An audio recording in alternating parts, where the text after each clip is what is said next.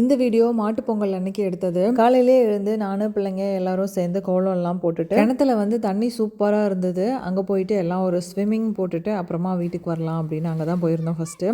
பக்கத்துலேயே நெல்லிக்காய் மரம் இருந்தது. அதில் கொஞ்சம் நெல்லிக்காய் பறிச்சுட்டு தண்ணியில் இறங்கினதுக்கப்புறம் எங்களுக்கு டைம் போனதே தெரியல. பிள்ளைங்கள்லாம் மேலேருந்து குதிச்சு நல்லா என்ஜாய் பண்ணிட்டு இருந்தாங்க. எனக்கு எங்கள் அண்ணனுக்கு எல்லாம் சின்ன வயசில் இருக்கும்போதே எங்கள் அப்பா தான் ஸ்விம்மிங் கற்றுக் கொடுத்தாங்க.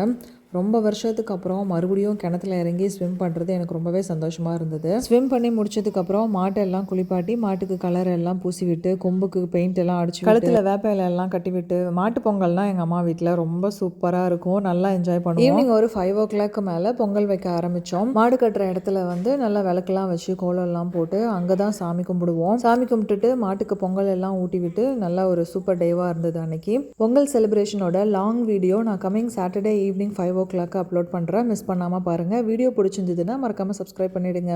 பாய்.